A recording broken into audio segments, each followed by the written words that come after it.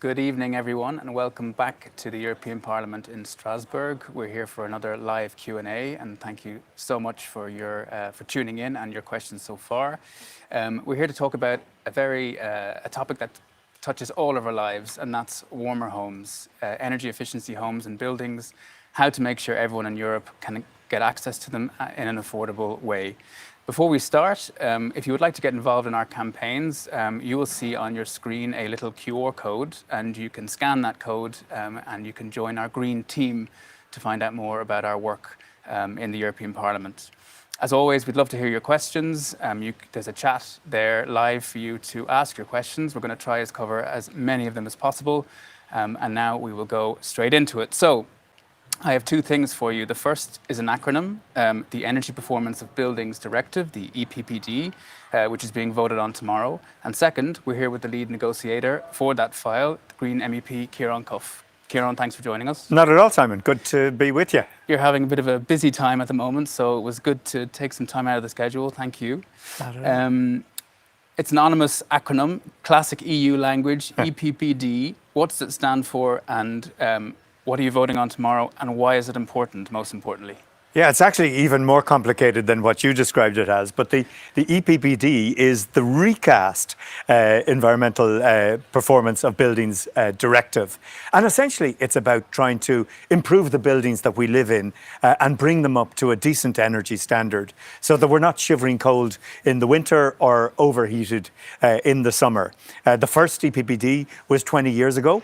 The latest iteration is going through the Parliament at the moment. And if we do it right, if everything falls together, by the end of the year, it'll be in place, and it'll put pressure on countries, on member states, to gradually improve their building stock and give people warmer homes and better quality homes as the years go by. I've also heard you speak a lot about the climate impact of buildings. Can you talk a little bit about that side of it as well? Yeah, I mean, buildings, a lot of people don't know this, but buildings consume about 40% of the energy that we use in Europe. And they're also responsible for 36% of the greenhouse gas emissions. So if you step back, that's a third of the greenhouse gas emissions are coming from the buildings that we're in, like this one, the European Parliament, but also the homes that we live in. And we all know that there's work to be done there. Not too many of us live in absolutely cosy A-rated homes. And I think looking around you this evening, wherever you are, you'll probably see that there's work that can be done. And that's what this directive pushes for. It pushes for improving the energy performance of buildings. Not overnight. We want to get to an A rating by 2050, but in stage steps. So an E energy rating by 2030 for homes, a D by 2033. So it's not exactly a lightning speed, but it is strong and steady performance to the finishing line. So it sounds like a win-win, but of course it's fraught with many difficulties and questions, and we have many of them from the audience. So on the content of the directive, Maurizio in Italy asks, how would this law work for all our small towns with old houses all over Italy? Buildings have existed for centuries that are UNESCO heritage sites, for instance. How would this be tackled with the EPBD? Well, look, heritage buildings, by their nature, if they're on a list of protected buildings, they're exempt from the directive. And clearly, we're not going to put insulation on the outside of the Pantheon or put a roof light on top of it. By the same token, there's a lot you can do, even in an older building. Sometimes secondary glazing can help, or insulation in the attic. So there are ways you can improve the energy performance of an old building. But this directive, very specifically, it exempts heritage buildings from the requirements. So you won't have to start hammering away tomorrow on an older building. Another big aspect is on renters. Renters are in a much more precarious situation when it comes to being able to do anything with the homes they live in, but also at the request, they can also be moved out of those homes if there's any complaints or anything else, or if they need to be renovated by landlords. We have a question from Peter who asks, what can the EU do to improve energy efficiency of rented housing without increasing the rent? and reducing energy consumption. What incentives for landlords are there to make houses energy efficient? Basically, is the question in a fair way. No, it's a good question, and we've heard about the renovictions in some parts of Germany, where the landlord does up the apartment and the rent shoots up, and really the tenant can't pay, and it's an eviction. But we have put in place all kinds of safeguards to protect tenants, to make sure that the rents don't skyrocket. And there's also funding available for the landlords themselves to help them with the actual work. So that's good news that there is money available, the Recovery and Resilience Facility, the InvestEU, there's all kinds of EU sources of money available. And we want to ensure that the works are done in a way that doesn't raise the rent. And there's a lot of small print in the proposed law that makes sure that that happens. Financing, I think questions across the board on how this gets done, because as we said, it is a no-brainer, but where is the money coming from has been the sort of trick that's blocked this for years. We have one question from Jonas from Estonia. He says, the scheme for the majority of old buildings in Estonia is that 30% of the renovations costs will be financed. Right now, across Europe, there's a lot of insecurity regarding inflation. In Estonia, it's 20% and rising interest rates. People are afraid to renovate their homes because the 30% of support for renovating just doesn't cover the total price of it. Will this legislation address this in some way, and will governments be obligated to raise the needed funding for these schemes? Yeah, that's a really good example. 30% of the costs covered, but what about the 70%? One of the things that this law will do once it's passed, it will send a signal to the sources of finance. And those sources of money, it'll be private funding from banks, but it'll also be the major European financial institutions like the European Investment Bank and the European Central Bank. I mean, the EIB actually lends money to member states, to countries at the moment, at -1%. So it's quite easy for a country to take a neighborhood or take a region and say, look, we're going to make available 100 million euro and we'll get this as cheap money from Europe, and we can simply pass it on as very low interest loans to the consumer. But we do need the law to be in place to make this happen. So I certainly believe that once the legislation is approved, there will be more money available from state agencies and from private banks. The grants that are available in Estonia, it all varies around Europe. In countries like Italy, they have something called the bonus and super bonus, which are quite generous, but maybe it's too much of a broad brush of giving people money. I've heard anecdotes of people getting money to do up their holiday homes. This directive doesn't even impact on holiday homes. Really, the purpose of it is to try and target the places where people live their lives, where they work and where they live. And I think you need targeted funding. And a lot of that money is provided for. Structural funds, Recovery and Resilience Facility, the multi-annual financial framework. We want to provide even more money through there. But I think if we provide the law, more money will flow. And we have to be acutely conscious of people who can't afford the works themselves, even with a 30% grant. So in some countries, like my own, Ireland, we provide 100% funding and carry out the works ourselves to a lot of social housing. And we need to do more of that. We need to ramp that up over the years ahead. And then the other point about inflation. Costs are rising around Europe. We had the spike in energy prices over this winter, and they haven't come down and maybe won't come down to the historically low prices that were there. So that's a compelling reason for undertaking the renovations, to make sure that people aren't caught out by the volatile fossil fuel prices. And if you heat your home or cool your home using electricity that's from renewable sources, it's not subject to the price spikes and the volatility that we're seeing this winter. So we need to move away from fossil fuels. And I think that in itself will be a real positive with this law. Because there is a social justice aspect of this, in terms of if we need to do these big schemes, whether it's renewable energy or energy efficiency, there's a social, there needs to be a social dimension, or we're in big trouble. We talked about landlords, we talked about private funding, But maybe in terms of the just transition aspect of it for social homes, how would that work, for instance? Are we expecting to see governments redo social housing, for instance? Completely, and they already are, and they need to ramp that up by a factor of 3 or 4 to get to not only a kind of a doubling or a trebling of the renovation rates that we have at the moment, but to specifically target both local authority housing and voluntary housing. The names vary around Europe, but essentially social housing, housing for people on low incomes has to be a real focus, and it is within the directive, because the people who are most subject to energy poverty, to fuel poverty in Ireland, are living, are social housing tenants. Yeah. So that is at the heart of the directive, and I think it's a real win.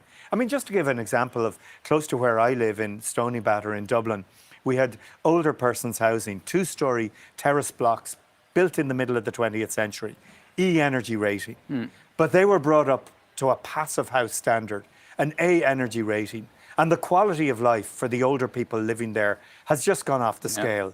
It's the comfort, the lack of worry about the bills. There's a common room that's heated, that's a comfortable place to meet your pals or meet friends. So it really does make a difference. And I think that's the social dividend of this directive, targeting social housing and making sure that we improve those homes. So what happens next? We have a vote tomorrow, which I understand is the Parliament position, but then we go into negotiations. Maybe first on the Parliament position, how has it been working across the board with different political groups, and what is the opposition to these things? Good question. How much time do you have, Simon? But I mean, look, the actual lawmaking, they say you should never look at sausage making or lawmaking too closely. And when you do, you kind of go, whoa, is that how it happens? But essentially, at this stage, we have what we call a compromise. We have all the main political groups, from EPP on the right to the left, which is on the left, and the parties in between. They've come out in favour of the compromise. Now, you will see national variations within this. You're seeing concerns from some countries. You're also seeing some lies and mistruths being spread around. I mean, Italy, they kind of went around saying Europe was going to take your house. Nothing could be further from the truth. Yeah. But luckily, we do have broad support for making this directive happen. And I think that's really positive. Yeah, there may be some split votes tomorrow. We may lose some of the ambition, but I am going into the votes tomorrow saying we need to be ambitious. We're in a climate emergency. We're experiencing climate breakdown. We're seeing tens of millions of people this winter suffering from energy poverty. We need to do something. And it will help create the jobs that we need in Europe. Lots of Europe is stagnating. The economies are stagnating. The money released through this funding, it creates jobs. Local jobs, SME jobs, professional jobs, unskilled labour. Everybody can benefit. And I think the money will flow once we pass the law. And I think it'll give a kickstart to Europe. I think it'll give a kickstart to improving the quality of people's lives. So I see so many positives in this. And do you see the same ambition from the Council and from the Commission once you're going into negotiations after tomorrow? No, to be frank. We have, at one level, we're a bit more ambitious than the European Commission, but we have a derogation for up to 22% of the lowest performing homes. So it's kind of swings and roundabouts, but essentially, the Commission we're a little bit beyond what the Commission is proposing, and the Council has been dragging its feet a bit. I think they're scared. They're scared by the energy crisis this winter. They're scared by what's going on in Ukraine. And in a sense, I won't say they're stuck in the headlights, but they're taking time to think about what to do next. But, you know, wasn't it Rahm Emanuel, Barack Obama's advisor, who said, a crisis is an opportunity, and don't waste it. And I think we are in a crisis. We've been in a perma-crisis between COVID, Ukraine, and everything else that's going on, the energy spike. And I think we need to act. And standing still and being stuck in the headlights is not going to help us. Taking action is what needs to happen. And, you know, I just have come from a debate in the Parliament, and a lot of voices in there saying, oh, you know, you just need to encourage people and things will happen. But let me tell you, the market isn't going to solve this. Good intentions aren't going to tackle the climate crisis. We need laws, we need regulations, we need hard work at all levels of government and from people themselves. When you said the market cannot solve this, I go back to a question from Bridget. She says, what happens if the market cannot provide what's needed to implement it? She talks about the need for architects, the need for materials, the need for equipment, craftsmen, etc. These one-stop shops that you've managed to get in, maybe you can talk just a little bit about what they would mean. The one-stop shop, everybody loves a one-stop shop, but in this instance, it's about giving people good advice. And it's about having a place you can go to get advice on what to do next with your building. Because I don't know, Simon, if it's the same with you, but I'm just bombarded by ads, whether I'm browsing online or on the radio, TV. You need to get these windows, you need to get this heat pump, you need to get this insulation. And it's very hard to know what to do. But the one-stop shops in each community, in each settlement, will be a place you can go to and get advice from people who are not hustling to sell you a product. They're hustling to give you the right advice. So that, I think, is a really important part of what's required. But in addition to that, we need two other things. We need to get more construction professionals into the marketplace, and we need to give them the right skills, the right training. And I think a law like this, it sets a target for 2050, this A target. And construction is a real boom and bust place to go to, certainly traditionally. So rather than have this boom bust, we call it contra-cyclical investment. We need investment through good times and bad. And I think if we do that, it'll send a signal to people thinking about what to do when they leave school. Will I go into construction or will I go for something more reliable? We want to make construction a reliable place to go. And this renovation wave, it's not a wave, it's a generational opportunity. And it will take 25 years to achieve. And it'll provide good jobs, well-paid jobs at local level, in small companies, in large companies, for people who go out there and do stuff themselves. Yeah, it does require retraining. The skills you have as a plumber are different to installing a heat pump, but it's not rocket science. I mean, you can learn a lot of these skills in a refresher course or in the course of a few weeks. And we are going for a higher energy rating. It does mean you can't just slap it all together. So people do need to upskill. People, at all levels in their career need to do this. But that'll mean better quality of construction.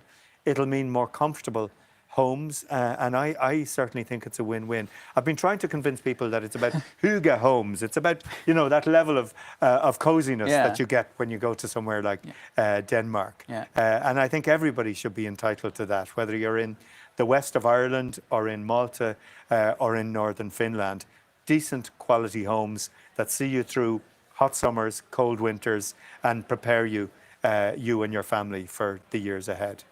Great. Last tricky question for you. Well, maybe second last tricky question for you. On the implementation side, we have a question around from Cormac on what the consequences are for failure to comply. We often have legislation at EU level or directives that are give a broad leeway for countries to act or not. So when it comes to this, if we want to get to A rating by 2050, what happens if countries just don't act for many years on that? Well, if you're falling behind, there will be action taken.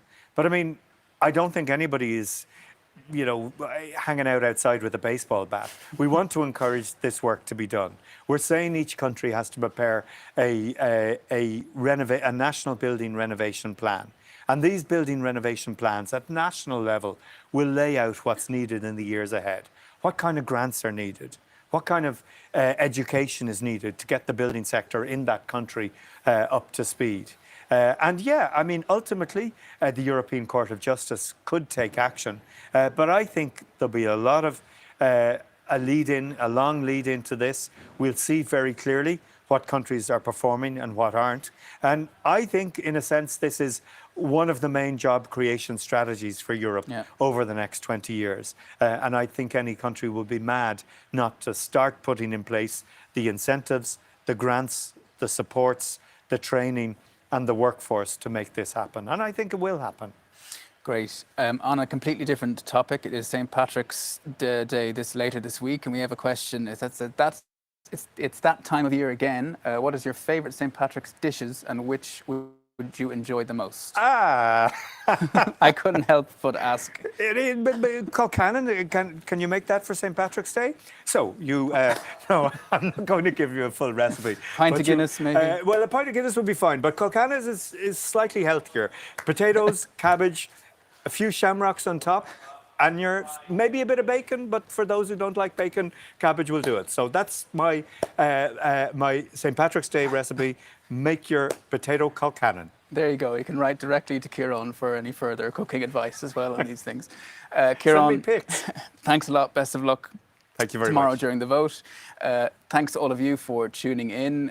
We'll be back to you for sure in Strasbourg in the near future. And remember to follow us online, and you can sign up on our website too. Thank you very much. You got to do this shuffle.